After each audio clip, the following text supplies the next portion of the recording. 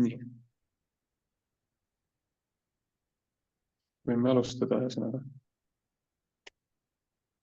Ja tere podcasti kuulajad, vaatajad. Meil on hea meel, et sa oled meid üles leidnud. Me oleme juba pikalt siin ammu mõelnud, et meie Eesti töötervishoiu ja ohutuse maastik vajab ühte keskkonda, kus saaks vabalt arutleda töötervishoiu ja ohutuse teemade üle ja ka tegelikult tööelu üle laiemalt. Samas oleks koht, kus jagada ka kasulikke nippe ja teadmisi siis oma ala professionaalide ja praktikute poolt. Ja seetõttu me mõtlesimegi koos Marioga, et davai, teeme ära. Ja me kohe ütleme, et see on meie esimene proov episood. Kui see läheb hästi peale, siis kindlasti me teeme seda edaspidi veel vingemalt ja professionaalsemalt. Aga ma arvan, et alustuseks on see hea küll ja kindlasti ootame väga teie tagasisidet. Ja kuidas see nii-öelda podcast siis saab üles ehitatud või kuidas see hakkab välja nägema, on see, et me tahame kindlasti näidata või luua sellele ka mingisugust struktuuri. Et me hakkame kutsuma külalisi siia kindlasti. Tänaseks külaliseks oleme me ise, me tutvustame ise ennast, me räägime, mida meie täna arvame töötervishoiust, tööohutusest siin Eestis ja ka mujal maailmas tegelikult. Ja jagame oma nippe ja oma soovitusi. Kuid edaspidi me tahame, et siin oleksid kindlasti ka teised kogenud spetsialistid. Aga meil on kindlasti küsimused ette valmistatud, meil on väikesed mängud sisse toodud, et oleks ikkagi selline põnev kuulamine ja me tahakski, et see kuulamine oleks piisavalt mõnus, et seda näiteks hommikul kohvi kõrvale kuulata või siis näiteks jalutuskäigu kõrvale kuulata. Aga ma arvan, et täna võime siis oma ametliku osaga nüüd alustada, nii et tere Mario, kuidas sa tunned ennast? Ja tere. Hea pikk sissejuhatus oli sulle, et ma just tahtsin vahepeal öelda, et ma ei ole veel ära otsustanud, et kas ma ütlen, et see oli ainult sinu idee seda teha või saaks öelda ka, et tegelikult me mõlemad mõtlesime, et võiks seda teha. Et see oleneb sellest, kui hästi kõik välja kukub, on ju. Ja, et siis sa tead, et kas süüdistada mind või siis öelda, et me mõlemad tulime selle peale. Saan igal pool rääkida, et tegelikult Jaanika ütles seda ja mina pidin olema seal. Jaanika käskis. Aga see ongi hea siis nendele meie kuulajatele siis otsustada, et kas see oli piisavalt hea või mitte. Aga ma arvangi, et see esimene osa on selles mõttes rohkem meie omavaheline vestlus. Täna meil kedagi muud siin ei ole, aga ma arvan, et me oleme äkki ise ka piisavalt põnevad, et seda nii-öelda episoodi siis täita. Ja võib-olla alustakski niimoodi, et Mario, äkki sa teed väikse sissejuhatuse enda kohta ja siis teen mina väikse sissejuhatuse enda kohta ja siis lähme konkreetsete küsimustega edasi.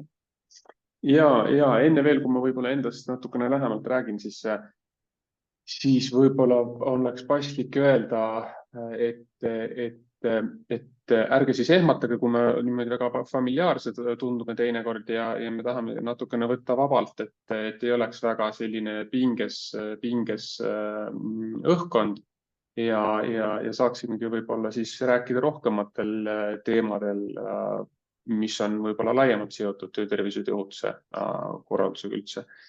Ja teiseks see, et ärge siis siin, me võime lobisma jääda ja siis võib see jutt nagu niimoodi seiklema minna või driftima minna, et siis ärge siis võtke seda kui juriidilist nõuannet nii-öelda, et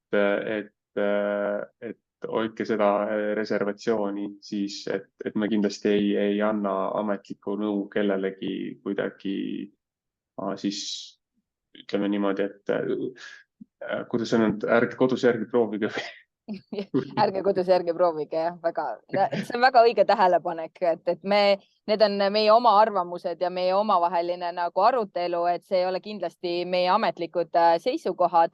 Aga ma arvan, et täna meil tegelikult Eestis sellist sotsiaalset dialoogi nagu ei ole väga palju, nii et ma arvan, et selles mõttes me üritame seda kohta nagu täita. Ja kui me Jaanikaga omavahel vaidlema lähme, et siis see on normaalne ja me teeme seda väga tihti, et siis see võib ka siia üle kanduda, et ärge siis sellest ka väga nii-öelda ehmatuge.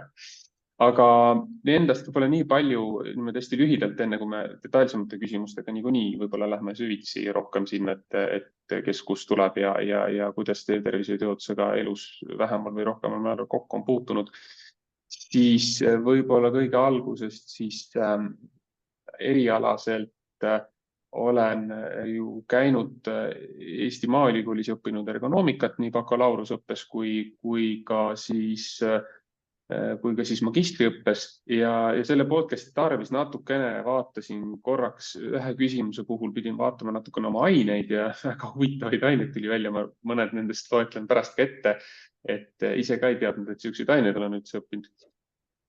Tundus päris siuke tegija tunne, vaatasin, päris kõva tööotustegija olen ikkagi, kui selliseid aineid olen ka õppinud või kuidas. Ja siis pikalt olen ka töötanud töötervishoiutöötuse alal siis ligi 15 aastat väga erinevates ettevõtetes Eestis, suuremates, natuke väiksemates. Ja siis nüüd hiljuti, siis viimased paar aastat olen siis tegelenud oma karjääripöördega IT-valdkonda ja läksin õppima Tartu Ülikooli arvutiteadustesse siis IT-d. Ja sellest tulenevalt ka olen liikunud siis sellest klassikalisest töötervishoiutöötuse alalt nii-öelda ettevõtetest, siis olen liikunud Vitsa, mis tegeleb siis nii-öelda tervishoiutöötuse IT-platvormi lahenduse pakkumisega siis ettevõtetele, et nad saaksid lihtsamini siis oma kohustusi täita töötervishoiutöötuse alaselt, et siis selline nagu IT-sse karjääri transformatsioon, kuidas seda nimetada. Jah, et see ongi selline väga kiire lühidalt võib-olla. Ja minu arust, mis ongi nüüd huvitav, et kui me nüüd lähemegi minu tutvustuse juurde, siis kui Maarjo on tegelikult suurema osa oma töötervishoiutöötuse karjäärist olnud siis ettevõtete enda töökeskkonna spetsialist, ehk tema saab väga selgelt välja tuua seda ettevõtte sisest vaadet ja võib-olla seda ka otsustusprotsessi ja mis on tegelikult ettevõttele oluline, et siis minul on natuke teistsugune vaade, et mina olen siis töötervishoiutöötuses nüüd üle 10 aasta tegelenud ja sellest umbes 7-8 aastat olin sellises ettevõttes nagu Riskianalüüs OÜ, mis on siis tänaseks Protect Eesti ja seal täitsin erinevaid rolle. Alustasin siis siukse klassikalise töökeskkonna spetsialistina ja mul on olnud selles mõttes ikkagi ka õnn, et on väga palju häid kliente, kes on võtnud mind kui oma töötajat, et ma olen ka näinud sinna ettevõtte sisse, aga rohkem olen ma käinud ettevõttest ettevõttesse ja üritanud siis pigem neil välise spetsialistina aidata asju korda teha.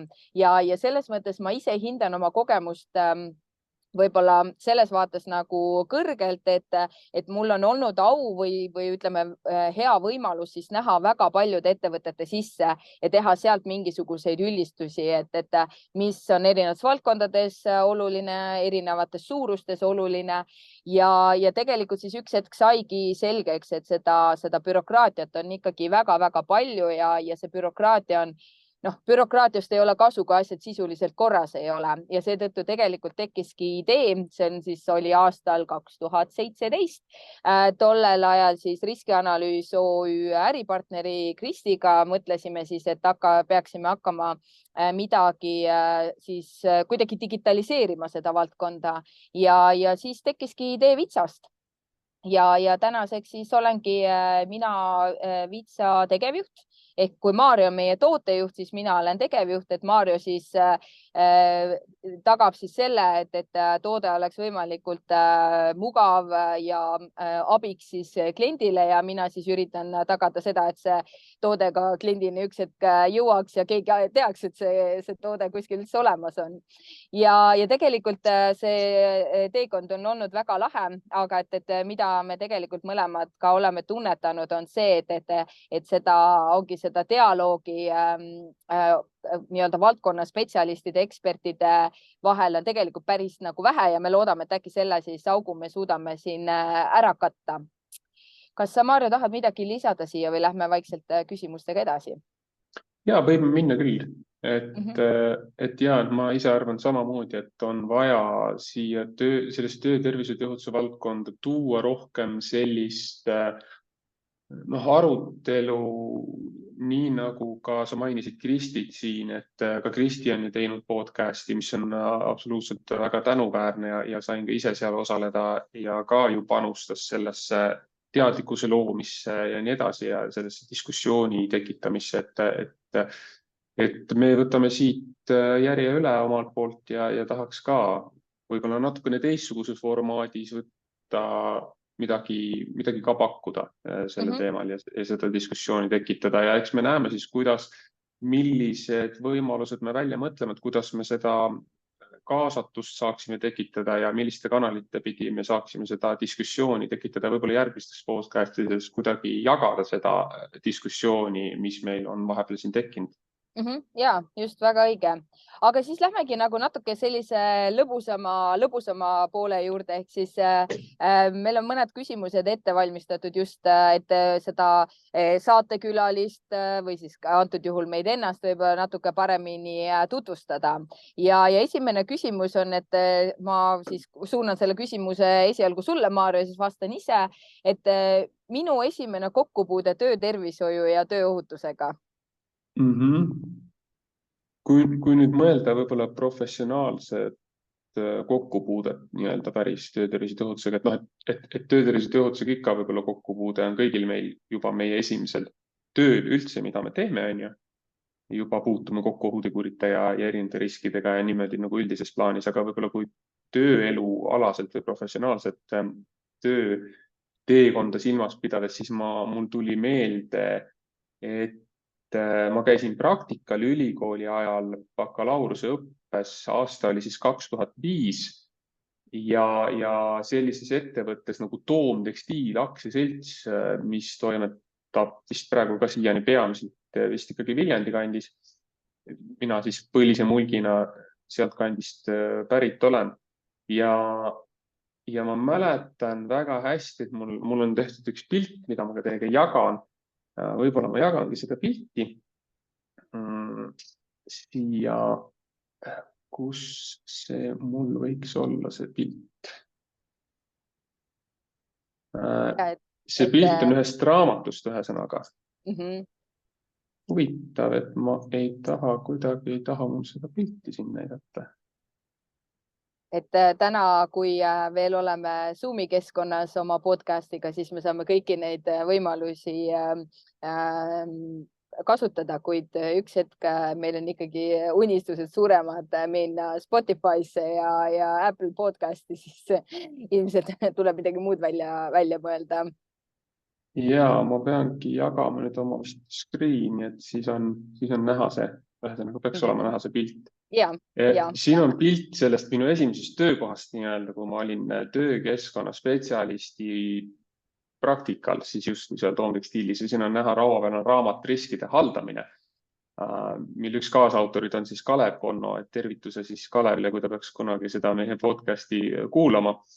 Ja tolle aja kohta siin on ka raamatu peal näha, et see on aastast 2005 see raamat, ehk siis väga-väga nagu värske raamat ja minu juhendaja, siis praktikajuhendaja oli siis minu mäletamist mööda haldusjuht selles ettevõttes, et siis ta lõi mulle selle raamatu laua peal, ütles, et kõigepealt loe see läbi ja siis vaatame edasi. Ja ma tõesti lugesin seda raamatut ja see andis mulle, kuidagi lõi mulle selle esimese pildi selgeks või kuidagi andis mulle selle esimese nagu raamistiku ja arusaamise üldse, et mis see töötervishoiu tööohutus üldse on ja kuidas see üldse tööga seotud on ja ühesõnaga, et mis seal nagu ühesõnaga jah, et kuidas ettevõttes peaks üldse nagu sellest mõtlema või milline see mõtteviis peaks sul üldse olema.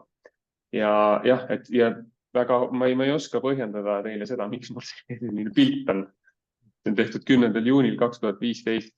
Aga ma mäletasin, et mul selline pilt on, et ju ma olin uhke, et mul on selline nagu kontori office job on ja et siis vääris nagu üles pildistamist ka. Ma loodan, et see dokumendi teksti siit näha. Ja ühesõnaga jah, et selline raamat ja see oligi siis minu siuke nagu esimene kokkupuude, ütleme, töötervishoiutöötusega ja väga selline väga põhjapanev või väga määrav võib-olla siis edaspidiseks. Ja siis ma ütlesin ennem, et ma sain siis ka väga, kuidas ma ütlen, sain väga tarka panna siis koolis hiljem, sest ma olin väga palju suuri tarkusi lugenud sellest raamatust. Ja siis ma vaatasin, et need sellised ained olid mul koolis, kus ma sain siis seda tarkust teistele näidata, olid sellised ained nagu riskianalüüs ja töökeskkonna ohutus, ergonoomika ja ohutusõpetus, tööfüsioloogia ja tööhügieen, turvaliste töökohtade loomine, töökeskkond tööstuses ja põllumajanduses, EPA ikkagi, ehitustööde ohutus ja lõpuks ma tegin ka siis oma magistritöö, mis oli siis riskianalüüs ühes töökeskkonna riskianalüüs elektroonikaettevõttes. Ja ma vaatasin, et hinnete lehelt, et nendes ainetes olid keskmiselt paremad hinded, et mul ei olnud alla C, ei olnud ühtegi hinnet nendes ainetes. Bakas mul ikkagi olid sellised ained nagu E, D, D ja nagu kehvemad natuke näiteks seal. See esmane selline, kuidas see oli, et oled siukse iseseisva elu peale saanud ja siis võib-olla nagu need otsused võib-olla ei ole kõige paremad, et võib-olla et ei läinud nii suurt rõhku õppimisele, kui oleks võinud minna esialgu. Või siis lihtsalt hakkas huvi nagu konkreetsed teemad hakkasid rohkem huvi pakkuma ja siis sul oli lihtsalt nii-öelda selline pühendumus oli nagu suurem natuke. Jah, sest ei saa salata, et ega ergonoomika erialana ei olnud minu esimene valik. Et ka see oli kuidagi nagu olude sunnil natukene ja nii ta läks ja siis sealt see pall on nagu siiamaani veerenud. Okei. Tahad sa midagi sinna lisada? Aga ei, ma tahaks küsida sinu käest nüüd sama asja, et mis sinul on siis esimene kokkupuude töötervishoiutöötusega olnud? Ja no minu puhul kindlasti ma mõtlen seda, et ma hakkasin tööle ikkagi väga noores eas, ikka suvetööd alati niimoodi ja tead, ma peangi mõtlema, kui ma tagasi mõtlen, ega mina ei mäleta ühtegi reaalselt nagu kokkupuudet tööohutuse, töötervishoiuga, et keegi oleks mulle midagi õpetanud seal, kuidas midagi ohutult teha, kuigi need tööd, mida ma tegin, oleksid tegelikult seda nõudnud. Aga kui ma nüüd nagu mõtlengi väga selgelt, kus ma aru sain, et mulle see töötervishoiu tööohutus väga meeldib, oli samuti tegelikult praktikal. Mina õppisin siis täna siis Tartu Tervishoiu Kõrgkoolis tervisekaitsespetsialistiks ja ega ma seal koolis olles nagu väga aru ei saanud, mis asi see töötervishoid ja tööohutus nagu on, et tegelikult mulle nagu tundus, et see võib-olla see töötervishoid, tööohutus, see osa oli tegelikult väga väike ja tegelikult ma mäletan, et see mulle nagu meeldis, aga kuna see oli hästi palju segatud keskkonnaohutuse, toiduohutusega ja selliste teemadega, siis ta ei jäänud nii kuidagi mulle nagu meelde. Aga kui ma läksin sinna praktikale ja minu praktika oli siis Tartus Kroonpressis, kus minu üheks ülesandeks oli siis teha riskianalüüs või väiksem riskianalüüs. Ma sellel hetkel tegelikult ei saanud absoluutselt aru, mis asi see riskianalüüs ikkagi täpselt on.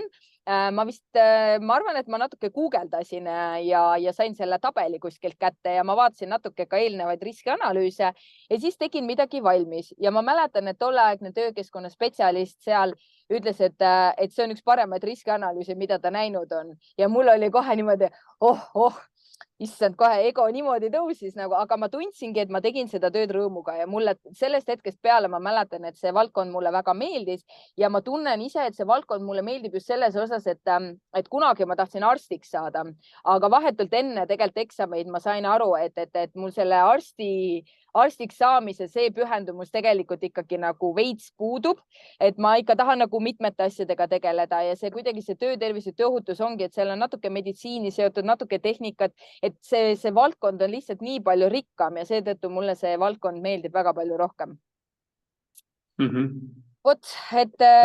Vahele küsida, et mis aastatel sa õppisid, et võrrelda, kas me olime vist, äkki meil kattus isegi mõni aasta? Hea küsimus. Minu arust mina vist läksin äkki 2007 kooli ja ma lõpetasin 2010. Okei. Mina lõpetasin 2007. Ja. võib niimoodi olla küll, et siis mina läksin otse tegelikult pärast siis seda kõrgkooli läksin otse tegelikult tööle, aga et täna ma siis olen samamoodi magistris, õpin siis Digital Health TalTechis, eesti keeles ta oli siis tervishoiutehnoloogiad, siis ongi siis e-tervise ala põhimõtteliselt ja minul on vaja veel magistritöö valmis teha, nagu ka sul, Maarjo, nii et me mõlemad samal ajal üritame oma magistritööd teha. Ja minu magistritöö siis on seotud sellega, et ma natuke uurin, kas erinevaid, eesti keeles on see sõna ihuraal. Ihuraal on siis kõik aktiivsusmonitorid, aktiivsussõrmused ja sellised asjad, et kas neid võiks kasutada näiteks tervisekontrollides, et kuidas meie töötervishoiuarstid suhtuvad sellisesse nii-öelda teabesse, mida siis need vahendid siis võimaldavad nagu koguda. Et ma ise olen väga nagu huvitatud nendest tulemustest, aga ütleme, et jah, see aeg napib alati. Ja, et kui sa juba jagasid siin oma magistritöö teemat, et võib-olla on siis paslik, et ma siis jagan ka natukene, et millest mina siis vähemalt üritan praegu kirjutada oma magistritööd. Aga veel päris kindel ei ole, kas ma ikkagi saan sellest kirjutada, et näis, kuidas see andmeanalüüs läheb. Ühesõnaga, ma olen saanud tahaks kiita kohe Tööinspektsiooni siin, et nad on olnud väga avatud andmete jagamisega, et ma küsisin Tööinspektsioonilt nüüd lisaks nende avaandmetele, mis neil on tööõnnetuste kohta avalikuks tehtud alates 2014. aastast, küsisin ka veel vanemaid tööõnnetusi alates 2002. aastast, nii et mul on olemas andmestik kõikide Eestis raporteeritud tööõnnetuste kohta 20 aasta jooksul. Ja ma tahaksin siis analüüsida neid tööõnnetusi ja rakendada siis sellel andmestikul mõningaid masinõppemeetodeid, et kas masinõppemeetoditega saaks sealt välja võtta mingeid selliseid uusi teadmisi nende õnnetuste ja nende õnnetuste asjaolude kohta, mida on raske teha näiteks tavaliste statistiliste meetoditega, et kus sa saad lihtsalt mingeid sagedusgraafikuid võib-olla koostada ja vaadata, et kui palju midagi kuskil juhtunud on. Et äkki masinõppemudel suudaks midagi õppida ja suudaks ka võib-olla natukene ennustada mingitel tingimustel äkki tööõnnetuse tõsidusi või midagi sellist. Jah. See kõlab väga põnevalt. Ma ise loodan, et sa saad selle ilusti ära teha. Ma arvan, et see oleks midagi väga-väga suurt ja väga ainulaadset tegelikult siin, et ja ma arvan, et mitte ainult Eestis, ma arvan, et seda saab juba igal pool siis hakata kasutama. Ja ma võin isegi jagada mingeid insighte võib-olla, mis ma olen siiamaani nagu saanud, et minu probleem täna seisneb selles, et kui ma vaatan tööõnnetuse raskusastmed, kui ma jagan tööõnnetused ära sellistesse kategooriatesse, kus on siis ütleme, et üle 30 päeva haiguslehega ka tööõnnetused ja siis need tööõnnetused, millega on olnud 3 kuni 30 haiguspäeva, siis paraku minu probleem täna on see, et ei ole võimalik nagu ennustada, et millistel tingimustel tekivad raskemad tööõnnetused ja millistel tingimustel kergemad tööõnnetused. Et on väga-väga erinevaid tööõnnetusi ja selle andmestiku pealt tundub täna, et sama tööprotsess või sama töökeskkonna olukord võib tekitada väga erineva suurusega neid haiguslehti siis tööõnnetuse tagajärjel. Et mulle muidugi meeldiks see, et see tööprotsess tekitab suuremaid vigastusi ja see tööprotsess tekitab väiksemaid vigastusi või siis vähem haiguspäevi, rohkem haiguspäevi, aga praegu on minu probleem andmestiku puhul see, et tegelikult on see ampluaa väga lai ja tekitab sama protsessi erineva raskusastmega õnnetusi.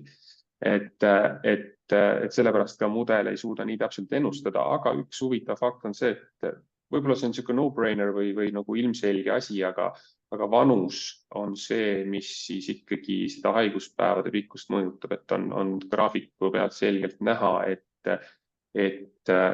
lühemad haiguspäevad, seal on rohkem nooremad inimesed ja kui on nagu pikemad haiguspäevaga õnnetused, seal on kohe see vanemate inimeste osakaal on suurem, mis on ka tundub nagu loogiline.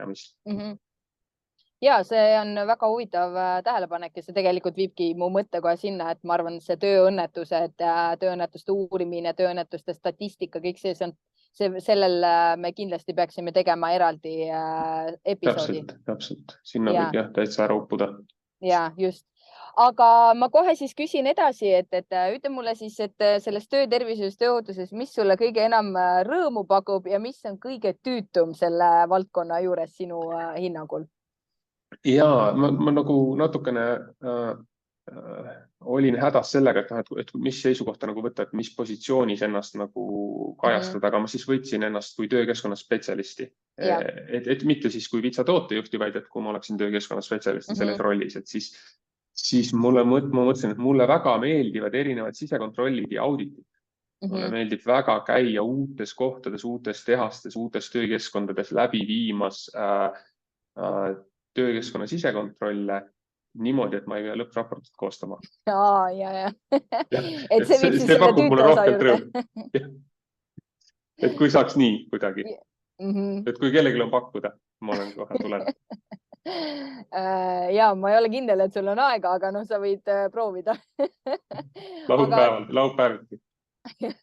Aga kas ma panin täppi selle tüütu osaga ka või tüütu on tegelikult midagi muud, et ma pakkusin, et siis raportite koostamine on see kõige tüütum pool?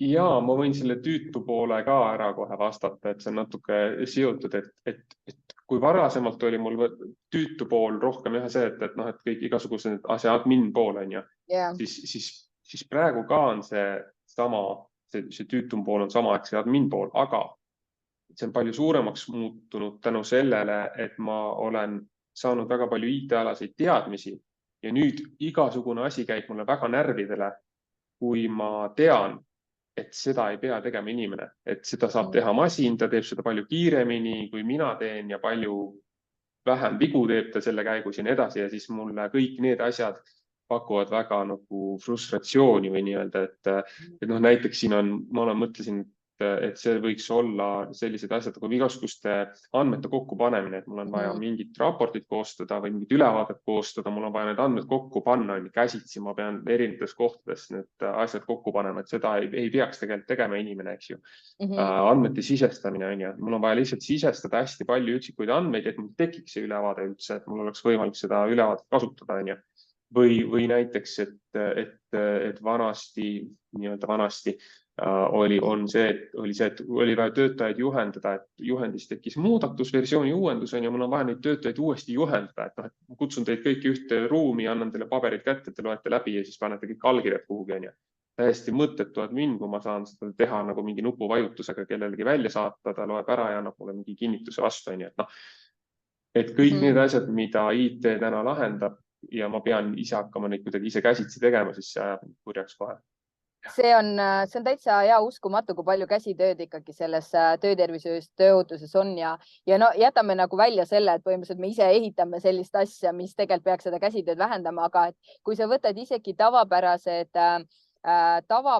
tööriistad, digitööriistad, mis on tegelikult mingis nagu ulatuses tasuta, et sa saad tegelikult kasutada nii palju igapäevatöös kasutatavaid nagu digitaalseid töövahendeid töötervishoiu tööohutuse automatiseerimiseks, et kas või see, et sa saad teha, ma ise kasutan sellist lahendust nagu Loom, et teha siis presentatsioonidest nagu videot põhimõtteliselt, et selle asemel, et ise istuda iga uue töötaja ees ja rääkida seda sama juttu otsast lõpuni, ma annan talle kätte selle video, kus samamoodi olen mina oma väikse pildikesega selle PowerPointi ees ja räägin seda juttu ja see programm on põhimõtteliselt mingi 25 videot saab teha üldse tasuta, et mulle tundub, et meil on tegelikult nii palju võimalusi seda valdkonda digitaliseerida, aga me kuidagi oleme väga tugevalt selles kinni, et meil on see paber ja meil on see protsess ja seda tuleb täpselt niimoodi teha, et sellist nagu paindlikkust siin on nagu kuidagi vähe. Ja see on ka uus podcasti idee, pane kirja kohe, et milliseid digitaalseid oskusi on töökeskkonna spetsialistil nagu vaja täna ja tulevikus on ju. Ja näiteks hea näide on see, et Excel lahendab täna kõik probleemid. Lihtsalt meil ei ole teadmisi ja me ei saa ka eeldada, et meil kõik tahavad Exceli mingiteks kurudeks hakata. No ei taha, väga vähesed tahavad olla Exceli kurud on ju. Ja sellepärast ongi vaja meil luua mingisugune vahelahendus, mis lahendab mingid asjad taustal ära inimeste eest ja noh, nii ongi, et me mitte kunagi ei hakkagi olema niimoodi, et meil on igas ettevõttes mingi Exceli guru või mingi väga konkreetse programmi guru, et ta teeb kõik meie ettevõtte probleemid, lahendab selles ära, eks. Jah, täpselt ongi, et no, et kui ma nüüd lähen enda tüütu ja rõõmu juurde, siis ma peaks ütlema ka, et minu puhul ikka kõige tüütum on kogu see paberimajandus, et ma tunnen, et ma olen nii halb selles, et ma lihtsalt oma olemuselt olen rohkem selline ringirändaja ja jutustaja kui mingi kirjutaja, et me täiendame Marioga siin üksteist väga hästi, et tema on just selline väga korrektne Excelite ja analüüsitüüp ja mina olen rohkem selline siuh-säuh, et mul tekkis see mõte ja too mõte, et teeme ära, onju. Ja mis mulle rõõmu pakubki, on tegelikult selles mõttes sarnane, Maarjo, sinuga, et mulle selle töö puhul, mida ma tegin tollel ajal riskianalüüsis, hullult meeldis ettevõtete külastamine. See ikka mu töö võimaldas näha nii palju ägedaid ettevõtteid, mis meil Eestis on ja kuulata nende lugusid ja näha nende lahendusi. Et tegelikult meil on nagu inimesed väga geniaalsed ja ma olengi mõelnud kogu aeg, et miks omavahel seda infot ei jagata, et mingil määral sa kuuled natukene nendest parimatest praktikatest, aga tegelikult meil on neid parimaid praktikaid nii palju rohkem ja ma loodangi, et jällegi, et selle podcastiga me tõmbame neid inimesi siia rääkima nendest praktikatest. Ja noh, sealt oligi siis see, et jällegi, kui ma käisin ettevõttes ära näiteks riskianalüüsi jaoks teavet koguma, siis see kokkupanek oli minu jaoks väga piinarikas, et kõik see info jällegi ära kuidagi vormistada. Et ma arvan, et see tänane väljund, mis ma olen leidnud nii sinu kui ka nagu minu jaoks, kui ka ma saan aru, et ka sinu jaoks ongi see digitaliseerimine on nagu meie see võti, mida me tahame nagu edasi taguda. Aga olgu, ma siis küsin kohe ka, et kui mõlemad oleme siin pikaajaliselt juba töötervise tõhutusega tegelenud, et mis see meie suurim õppetund? Suurim õppetund, jah, ma mõtlesin selle peale ka pikalt, et mis see siin on, et see on selline justkui nagu tööintervjuu küsimused, et räägi oma suurimast õppetunnist ja õnnestumisest, on ju. Et suurim õppetund minu jaoks võib-olla on see, et ära proovi nagu meeldida kõigile, et sul võib-olla on, noh, oleneb võib-olla isikuomadustest, mõni ongi väga konkreetne ja selline väga kindlakäeline ja nii edasi. Mina seda kindlasti olnud ei ole, vähemalt algusest peale ja võib-olla oli algusaastatel selles rollis mul pigem nagu häda selles, et ma proovisin nagu meeldida või kõigile meele järele olla ja siis ühel hetkel sain aru, et töökeskkonna spetsialisti rollis sa ei saa kõigile meele järele olla, sest kui sa proovid kõigile meele järele olla, see tuleb millegi arvelt ja tavaliselt tuleb selle ohutuse arvelt tegelikult. Et mul on selline väga unorthodox või kuidas see eesti keeles öeldakse, et väga ebatraditsiooniline ettepanek, et töökeskkonna spetsialistidele töötage alati iseenda ebavajalikuks muutmise suunas. Et see tähendab seda, et sa tegelikult töötad selles suunas, et töötervise ja tööohutus oleks ettevõttes hästi laiapõhjaline, see vastutus oleks jagatud hästi laiapõhjaliselt. See tähendab seda, et sa ise töökeskkonna spetsialistiga ei ole, et see ei ole ainult sinu mure sellega tegeleda, mida me tegelikult ju oma rollides, ma usun, kõik väga sageli tunneme, et see on justkui meie mure, kui midagi juhtub, siis on see meie mure seda lahendada. Ja justkui need juhid, kes peaksid vastutust võtma, võib-olla ei võta seda nii palju, et iga juht vastutab oma alluvuses töötajate eest ise, et see on üks väga tähtis asi, mida peab töökeskkonna spetsialist suutma oma tööelus järjepidevalt nõuda või sellele viidata, et kui sa oled juht ja sul on alluv, siis ära tule mulle ütlema, et ma peaks midagi nüüd sinu alluvate suhtes ette võtma, vaid et küsi mu käest, kuidas ma sind aidata saan. Et sina saaksid neid asju teha, sest et see, kellel on ressursid, see juht, kellel on ressursid otsustamaks, tal on raha, tal on inimesed, tal on aeg, on ju, et tema saab olla number 1 vastutaja töötervishoius ja tööohutuses, mitte töökeskkonna spetsialist. Töökeskkonna spetsialist ei saa otsustada selle konkreetse juhi alluvuses olevate ressursside üle, raha, aeg, inimesed, eks ju. Ja siin oli üks väga hea Pulp Fictioni näide on mul tuua alati, et kui te teate seda filmi Pulp Fiction, väga tuntud film on ju, siis seal on selline episood, kus siis nii-öelda pahalased, kes nad seal on, sõidavad autoga ja kogemata neil istub üks mustanahaline inimene tagaistmel ja kogemata seal vehib relvaga ja relv läheb lahti ja kogemata siis lasevad ajud välja sellel mustanahalisel väitlejal. Ja ühesõnaga kogu auto on ju verd täis ja me võime tuua paralleeli nagu töökeskkonnast, on ju, et lihtsalt ühel hetkel on suur segadus ja ongi võib-olla verd palju igal pool näiteks ja siis on vaja hakata seda probleemi lahendama, on ju. Ja nendel seal filmis siis oli probleemi lahendajaks oli siis härra Hunt või Mr. Wolf, kes siis kutsuti kohale ja kes siis oli lipsuga mees ja astus uksest sisse. Ja mis siis juhtus edasi, et kas siis härra Wolf võttis siis harja ja mopi ja läks koristama ja seda probleemi lahendama? Ei läinud. Et see härra Wolf ongi see töökeskkonna spetsialist, ta tuleb, astub uksest sisse, vahendab oma lipsu ja ütleb, et mopp on seal ja lapp on seal ja puhastusvahend on köögis kraanikausi all ja sina sinna ja sina sinna. Eks ju. Ja nii see peakski tegelikult käima, et töökeskkonna spetsialistil on selline koordineeriv juhtiv roll nende probleemide lahendamisel, aga ta ei lahenda ise neid probleeme üksinda. Et ei ole niimoodi, et ma tulen mopiga ja siis nühin kõik puhtaks ja te siis töötate kuni järgmise õnnetuseni rahulikult. Ega teid väga ei huvitagi see, kas see õnnetus juhtub või mitte. Te lihtsalt tahate nagu raha teenida võimalikult kiiresti ja tõhusalt just ka, on ju. Et tegelikult nii ei saa, et ikkagi see vastutus on sellel juhil ja sealt see võib-olla oli nagu hea paralleel selles suhtes, et kes koristab, kes ei korista. Ja selles mõttes ma arvan, see näide oli väga kirev näide oli see, aga ma sain väga hästi aru, mida sa sellega illustreerida tahtsid. Ja selles mõttes ma ütleks võib-olla, et minu nagu suurim õppetund läheb sinna sarnasesse valdkonda ju selles osas, et töökeskkonna spetsialist üksinda ei tee mitte midagi ära.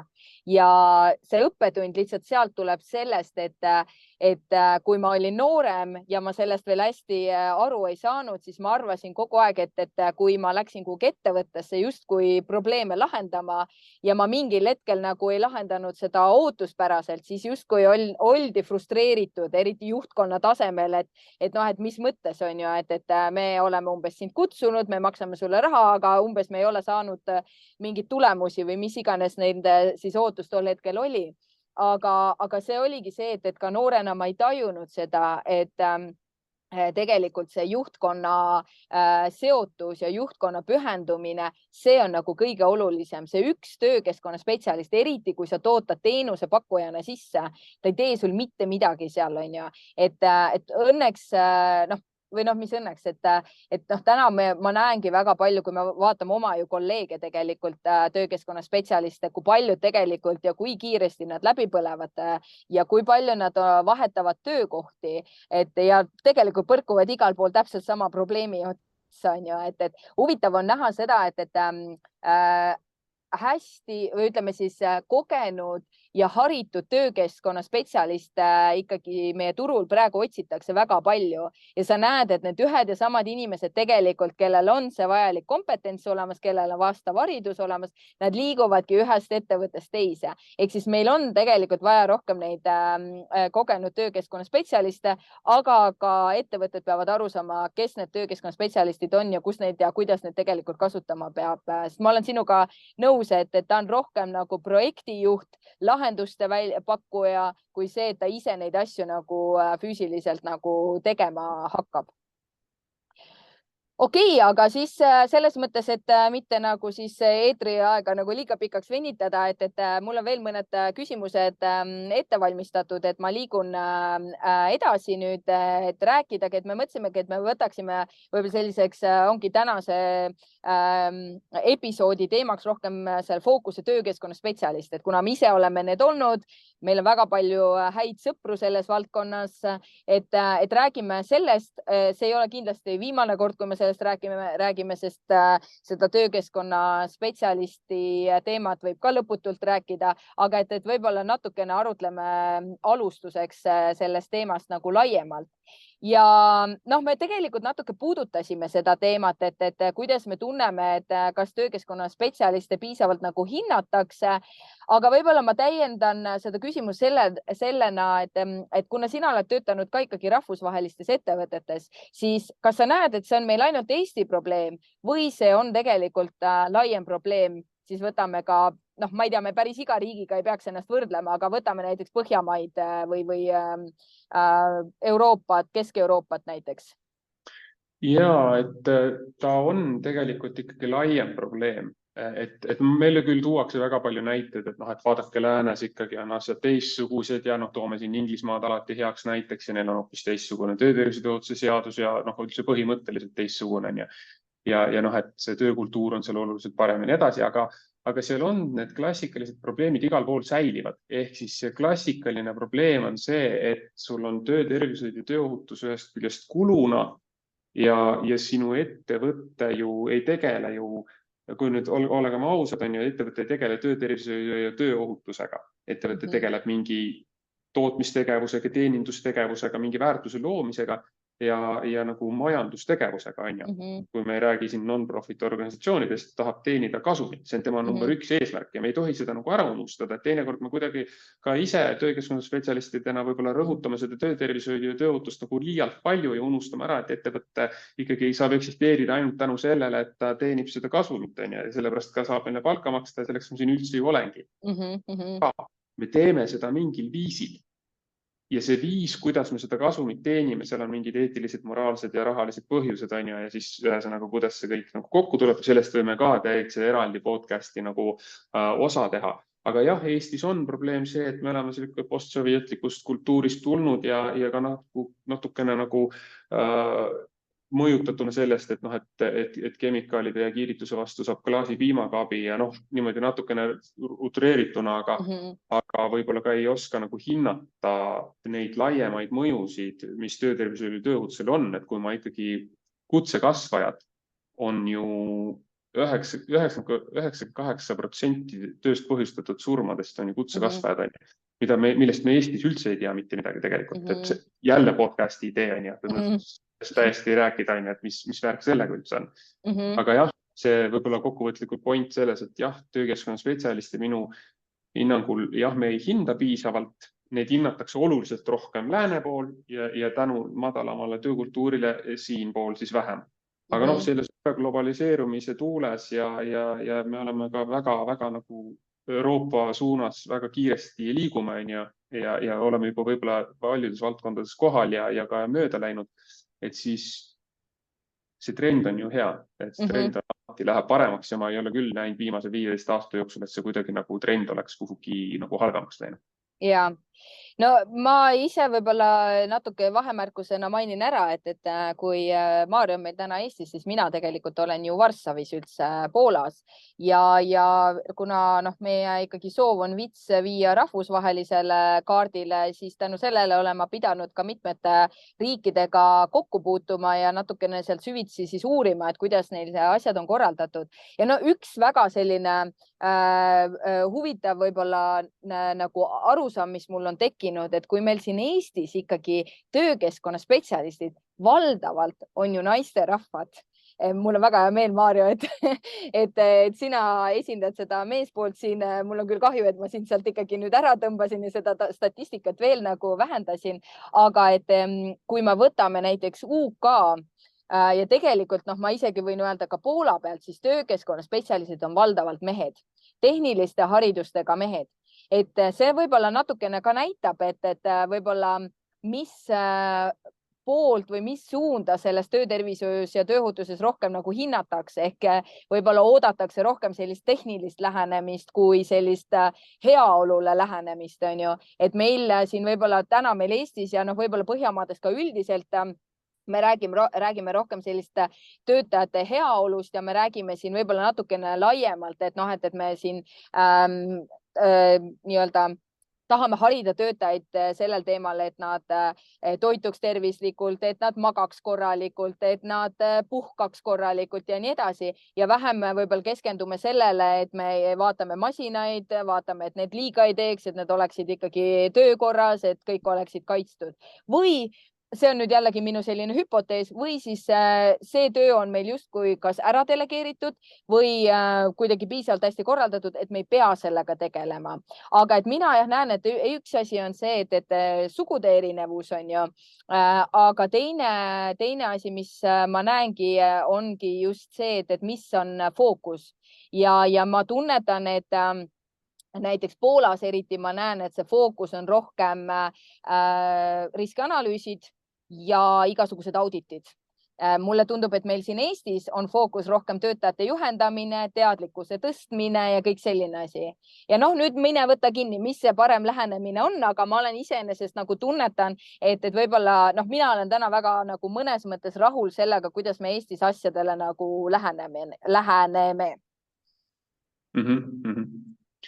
Ja mul tuli ka meelde, et kui ma olen nüüd suurtes ettevõtetes puutunud kokku, ütleme nagu Euroopa teiste töökeskkonna spetsialistidega, siis mul on ka olnud selline tunne, et mida rohkem lääne poole, seda rohkem seal on see meeste-naiste tasakaal nagu paigas rohkem.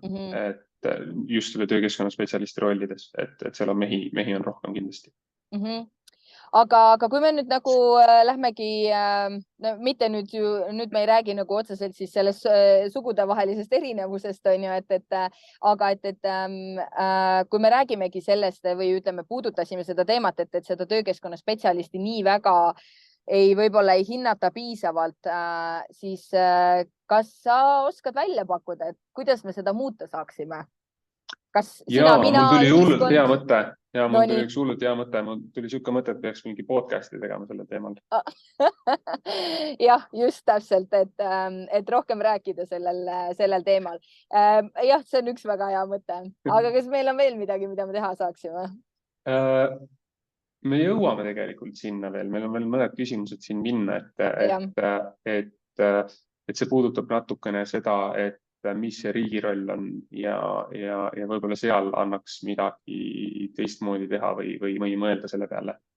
Ja, aga miks mitte, toome selle küsimuse ettepoole, et tegelikult ongi, et kuidas sa täna nagu tunnetad sellist, ütleme, et ma isegi ei mõtle nagu suhtlust riigi all, ma näiteks mõtlen Tööinspektsiooni, Sotsiaalministeeriumi ja ettevõtte vahel, vaid ma just mõtlen seda suhtlust riigi ja töökeskkonna spetsialisti vahel, kes tegelikult seda tööd teeb, on ju.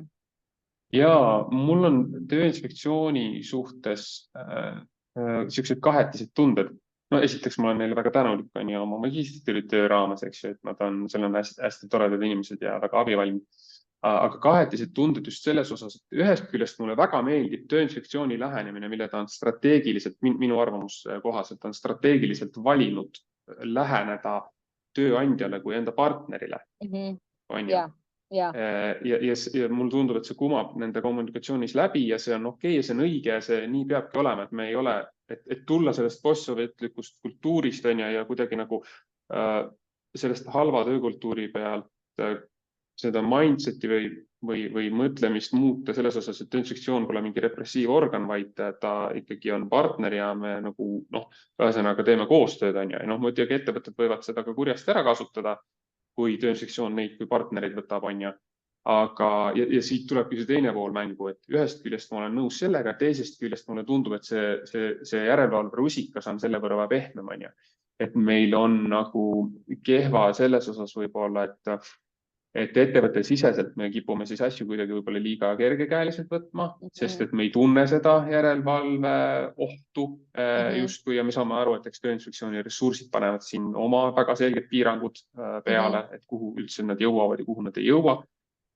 Ja ka võib-olla pretsedente on vähe, selliseid pretsedente, kus tõsiste õnnetuste või ka surmaga lõppenud õnnetuste puhul oleks ikkagi ettevõtte juhte korralikult liistule tõmmatud ja nad oleks saanud kriminaalkaristusi. Jah, meil näiteid on, aga need on ikkagi piisavalt vähe selleks, et nad ei ole ühiskonnas sellist laiakandset nagu kõlapinda saanud ja ka ettevõtted seetõttu ka väga nagu hirmutatuna võib-olla ei tunne ennast, et me ei tahagi öelda, et peaks nagu hirmutama, aga tegelikult me tahan, et see järelevalve nagu ka peegeldaks seda, et ettevõtte juhtkond, kes ju otsustab ressursi eest, mida ta tööohutus üldse nagu kulutab, räägime kulust või tegelikult tahame räägida investeeringust, siis tegelikult see, et nad peavad aru saama, et sinna peaks nagu panustama.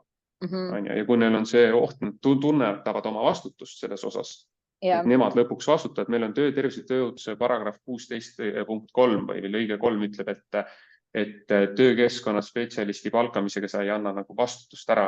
Et tema teeb oma töökeskkonna spetsialisti tööst, jah, tal on need kohustused, aga tegelikult ta nagu, sa ei saa oma vastutust ära anda ja tööandja vastutab ikka kõige eest. Aga kui meil lõpuks läheb kohtuvaidluseks või mingiteks muudeks vaidlusteks, on ju, siis meil on ettevõtte juht, kellele on palgatud advokaadid, on ju, kes teda kaitsevad, on ju, ja töökeskkonna spetsialisti tavaliselt väga keegi ei kaitse ja me kipume ka nendes vaidlustes kuidagi nagu võib minu hinnangul liiga palju vaatama, et mida töökeskkonna spetsialist jättis tegemata ja raskemini oskame me hinnata seda, et aga mis ressursid tal selle jaoks oli, et oma kohustusi täide viia, on ju.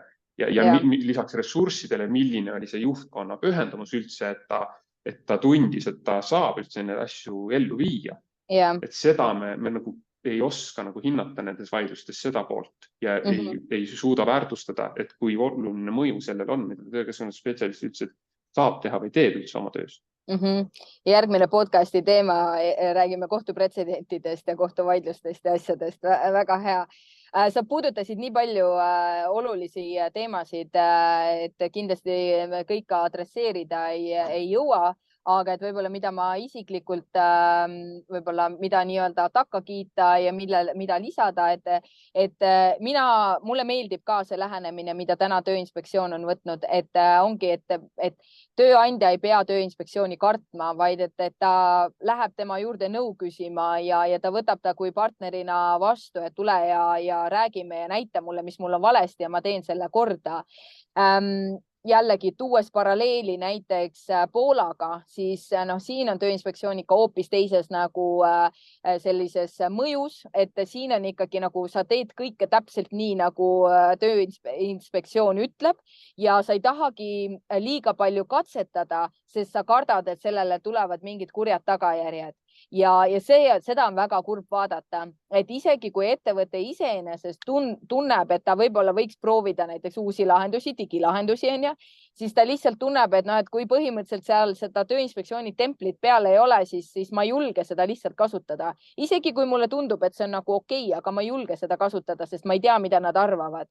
Ja jällegi kiitused Tööinspektsioonile, kes tegelikult nagu ise on ju väga digitaalne ja tegelikult toetab ka erinevaid nagu digilahendusi.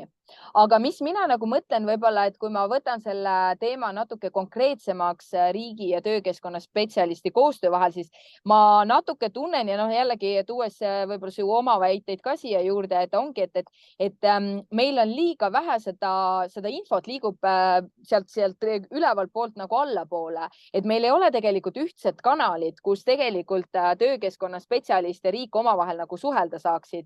Ja võib-olla mida ma selle suhtlemise all nagu mõtlen, et ikka alatihti ma tunnetan näiteks seda, et kui on isegi mingid huvitavad üritused, huvitavad loengud, et siis tegelikult see info ei jõua alati kõikide nagu ütleme siis töökeskkonna spetsialistideni. Ka mina ise olen vahepeal jäänud mõnest infost ilma ja avastan, et homme on mingi väga põnev seminar näiteks tulemas. Samamoodi vahepeal, et on nagu võib-olla kui on mingisugused läbirääkimised näiteks uue mingi seaduse muudatuse osas, siis küll teatud inimesed on sinna nagu kutsutud ja on täiesti arusaadav, et sa ei saa kõiki sinna kutsuda, aga mulle tundub, et tegelikult võiks olla mingisugune, kas on see mingi foorum või mingi nagu platvorm, kus selles mõttes ikkagi oleks inimestel võimalus natukene mingisugust sotsiaalset dialoogi arendada. Et näiteks jagada oma kogemusi, küsida nõu, midagi sellist, on ju. Ja võib-olla see olekski täpselt see koht ka, kus tuleksid rohkem, kus olekski nagu mingi monitoorimise platvorm, kus meile tulekski info tööõnnetuste kohta. Ja et ma arvan isegi, et me ei pea alati rääkima nendest tõesti kohutavatest tööõnnetustest, on ju, me alles hiljuti eile nägime uudistes ühte väga nagu halba tööõnnetust, aga et me võime ka rääkida natukene nagu küll rasketest tööõnnetustest, on ju, aga et igalt poolt on midagi õppida. Aga et selleks, et me saaksime õppida, meil peab see info olema ja mulle natuke tundub, et me hoiame seda infot väga nagu kiivalt kuidagi ja mõned üksikud infokillud lekivad meediasse ja siis me nagu näeme, mis on toimunud. Ja kohtupretsedentiga samamoodi, et kui ma ise ühe koolituse raames hakkasin natuke uurima, siis kui ma loen neid läbi, siis mulle nagu tundubki, et seal oligi üks väga kõva advokaat, kes lihtsalt tegi nagu töö ära siis tööandja eest, et kui tegelikult spetsialistina vaatad seda, siis sa saad aru, et noh, täpselt seesama küsimus, et mis olid tegelikult ressursid, kes tegelikult selle töö tellis, on ju, ja kõik need asjad, et seal tekib nagu nii palju nagu küsimusi ja noh, eks see ongi see vastutuse koht ka, et ega töökeskkonna spetsialist ei vastuta, aga ega meil siin need teenusepakkujad ei vastuta, et lõpuks ega tööandjal on ka jällegi selline dilemma, et keda ta siis üldse usaldada saab, kui ta ise ei ole ju ka selle ala nagu spetsialist, on ju. Et ühesõnaga selliseid väga palju nagu mõtteid ja asju tekib ja ilmselt võib sellest nagu ka pikalt rääkima jääda. Et kas sul on endal selle teema kohta veel mingeid mõtteid lisada? Jaa, väga palju, aga vist ei mahu. Tõsi, ja ma arvan küll, et me peame natukene hakkama seda episoodi kokku tõmbama, aga et sellel teemal me kindlasti räägime edasi. Aga enne kui me siis päris nagu joone alla tõmbame, siis tegelikult üks, ma arvan, väga oluline ja praktiline küsimus, mida ma küsin sinult, mida ma vastan ise ja mida me hakkame igalt oma külaliselt küsima. Ehk siis, mis on need allikad, kus sina oma informatsiooni hangid, kus sina kogu aeg siis arendad ennast edasi, kus sina oled siis kursis nii-öelda viimaste trendide ja uudistega selles valdkonnas? Tervise tööotuse alaselt. Ega siin väga palju mingeid uusi asju vast ei olegi mul pakkuda välja, et võib-olla, no ühesõnaga riigiteataja on ikkagi põhiline asi, on ju, mida ma ka praegu väga palju ka oma praeguses töös tootejuhina ikkagi võtan aeg-ajalt lahti ja pean ikkagi aru saama, mida riik nõuab ikkagi tööandjad, nagu sa ennem ütlesid, et meil on väga palju müüte, me arvame, et me peame seda tegema nii ja me oleme harjunud seda kogu aeg nii tegema. Aga kui sa lähed seadust vaatad, see on vahepeal natuke sõnastust muudetud, siis sa vaatad, et tegelikult ikka seda ikka välja ei loe siit, et sa seda just nii pead tegema, et on ikkagi erinevaid variante, kuidas sa saad seda kohustust täita tegelikult. No tööleportaal on meil uuenenud, on ju, et sealt saab seda infot kätte võib-olla nüüd mugavamalt. Ma nüüd ei ole ise küll väga suur tööleportaali kasutaja, aga ikkagi ma satun sinna, aga läbi guugeldamise nii või teisiti sinna lõpuks satub, on ju. Siis Euroopa Töötervise Tööotuse Agentuur on meil EU-OSHA, kust saab ka head praktilist materjali kindlasti on palju üles pandud. Ja üks koht veel tegelikult on see hse.gov.uk, mis on siis tegelikult nagu tööinspektsioon Suurbritannias, Ühendkuningriigis. Ja sealt, mida ma vaatan palju, on tegelikult seda, kuidas nende töötervise tööotuse seadus on üles ehitatud, nendes sõnastus, kui sa loed seda, siis see on selline standardi lähenemine, et seal ei ole sul täpselt öeldud, nagu meil on, et me kipume täpselt ütlema, kuidas midagi tuleb teha ja millal ja mis ajaks ja mis regulaarsusega. Siis seal on natukene üldisema standardis, me teame väga hästi, et standard on väga frustreeriv, sest seal ei öelda mitte midagi, kuidas sa midagi tegema pead, vaid öeldakse mingisugune üldpõhimõtted on ja neil on see sarnaselt koostatud, et on väga vabad käed jäetud tegelikult ettevõtetele, kuidas neid kohustusi täita, aga samal ajal on Tööinspektsioon ise väga nagu kõva organ, neil on väga suured ressursid, nad suudavad väga head järelevalvet teostada, neil on kohtupraktikaid väga palju. Neil on väga palju juhtumeid jõuab esiteks kohtusse sellepärast, et neil on, ja see ongi seotud sellega, et neil on väga hea kindlustussüsteem. Et töötaja ei jää kunagi midagi juhtub, töötajale makstakse rahad kohe välja ja siis vaieldakse. Et sealt olen ka väga palju infot ammutanud, nii praktilist kui teoreetilist. Ja kohe selle UK teemalise selle nii-öelda selle siis kodulehe nii-öelda jätkuks, et täpselt ongi, et ka UK-s on selline väljaanne nagu SPH Online, mis tegelikult, SHP Online, Safety Health Practitioners online, mis tegelikult kajastab tööõnnetusi ja näitab ka numbrites. Ehk siis näiteks, et ma ei tea, et see ettevõte pidi maksma 1 miljon naela sellise tööõnnetuse eest ja siis nii-öelda räägib lahti selle. Ja loomulikult mingi anonüümsus seal on tagatud, äkki ettevõtte nimi on, aga kõik muu on seal selles mõttes suhteliselt nagu anonüümne. Aga et seal on kõik suhteliselt avalik ja seda on tegelikult mõnikord päris huvitav nagu lugeda. no kahju ongi ju tegelikult see, et ega eestikeelset materjali meil ei ole väga palju, et tõesti need, mis sa kõik välja tõid, on väga head kohad, kust infot tankida, et aga nagu oluliselt rohkem infot on siis, kui sa mõistad inglise keelt, on ju. Ja noh, eks meie jällegi, ma arvan, et see on üks koht, et mida me saame teha, et töökeskkonna spetsialiste rohkem hinnatakse, et neid haritakse, et võib-olla meie üks võimalusi on ka seda välismaist infot natukene siia eestistada ja tuua siia nii-öelda turule. Aga et mina isiklikult ma ütleme, et see SHP online on kindlasti, mida mina jälgin üsna nagu tihedalt, siis on olemas selline koht nagu EHS Today, kus on siis ka samamoodi nagu uudised, justkui nagu health and safety uudised ja tegelikult, kes nagu podcast'e tahab kuulata, siis mis ongi väga huvitav, kui need podcast'e on ka hästi palju nagu tegelikult hästi palju erinevaid, aga mis mulle viimasel ajal on lihtsalt kõrvu nagu jäänud ja olen täiesti nagu huvi pärast nagu kuulanud, ongi women in safety ehk siis naised tööohutuses põhimõtteliselt, või naised ohutuses. Ja lihtsalt juba sellepärast, et ma näengi, et see ongi UK podcast ja seal ongi tahetud rohkem naisi safety'sse tuua.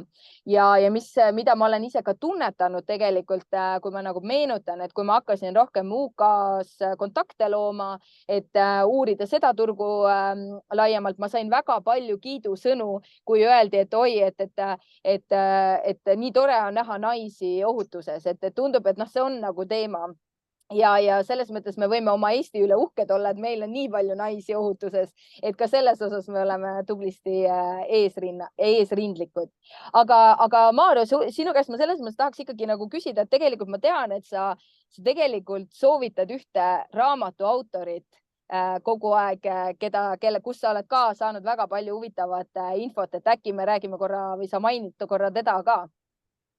Tim Marsh on ta siis tõenäoliselt et jah, mina olen nüüd, see on nagu mitu levelit nüüd sellest riskide halduse 2005. aasta versioonist nagu edasi läinud, et ja, Tim Marshil on erinevaid väljaandeid, mida tasuks lugeda, et tal on üks väga tuntud raamat, Total Safety Culture peaks selle raamatu nimi olema.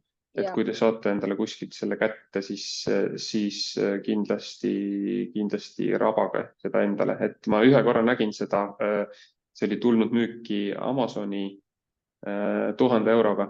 Wow, aga see on selline, et ju siis keegi võib-olla õngitses, et proovis õngitseda. Teda on lihtsalt raske saada seda raamatut kuskilt.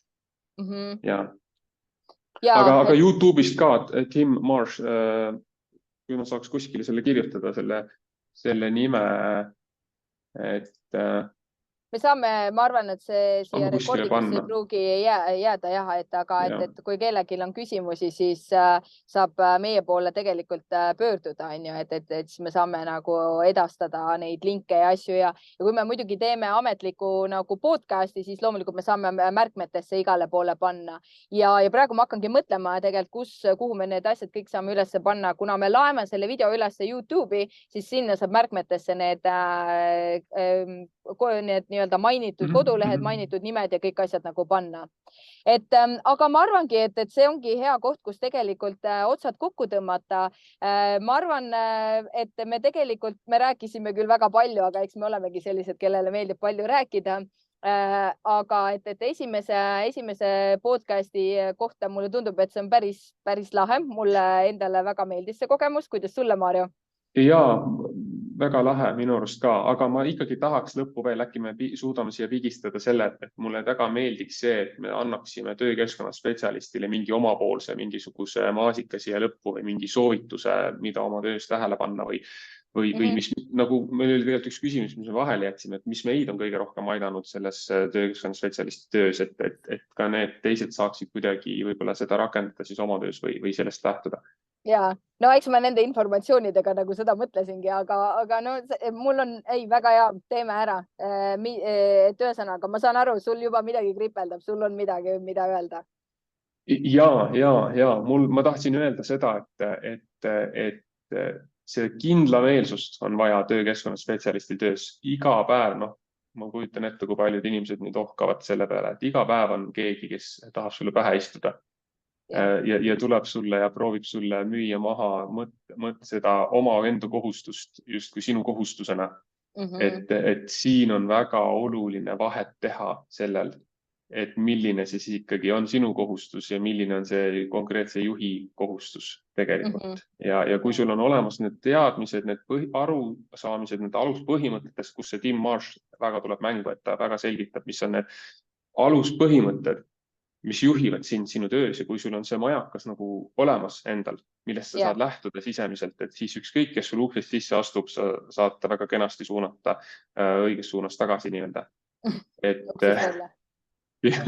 Tagurpidi uksest välja, jah, et ikkagi oma asjad tuleb juhtidele endale ära teha ja töökeskkonna spetsialist siis igal võimalikul juhul siis saab olla nõu ja jõuga abijõuna, taustajõuna nii-öelda. Ja, ei, aitäh, see oli tegelikult väga oluline tähelepanek ja ma arvan, see võiks nii paljusid töökeskkonna spetsialiste tegelikult aidata.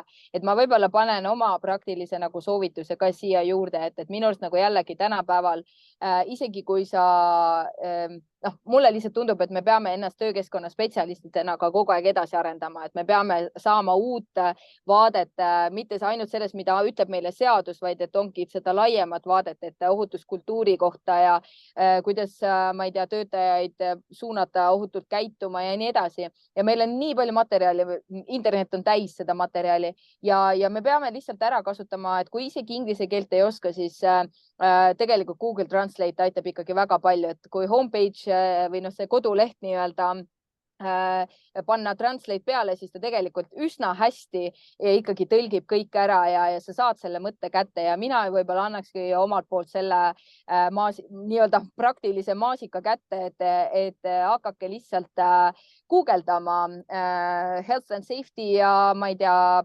best blogs ja nii edasi ja lihtsalt vaadake, mida siis teised kolleegid mujal maailmas nagu kirjutavad selle kohta, sest jällegi, mis on minu jaoks ka võib-olla üks sõnum, mida ma tahan nagu edasi anda, et kuigi minu nii-öelda selle startupi teekonna jooksul üks kõige raskemaid asju on selgitada investoritele, et töötervishoid ja tööohutus ei ole lokaalne probleem, et tegelikult töötervishoid ja tööohutus on igal pool tegelikult täpselt sama, seal on tõesti mingid erinevused, aga kui me räägime üleüldiselt töötaja tervise eest hoolitsemisest, et müra mõjub töötajale täpselt samamoodi Eestis ja täpselt samamoodi Hiinas ja siin ei ole vaja rääkida nagu riikide erinevusest ja seetõttu ongi vaja näha, mida teised teevad mujal maailmas, kuidas nemad nende samade muredega nagu võitlevad, sest küsimused ei ole ju tihti selles osas, kui palju esmaabiandjaid meil vaja on, küsimused on rohkem, et kuidas ma saan oma töötajaid ohutult käituma panna ja seda infot võib sulle anda ka kolleeg Hiinast, et võib-olla natuke väikeste variatsioonidega, aga siiski idee võid kätte saada.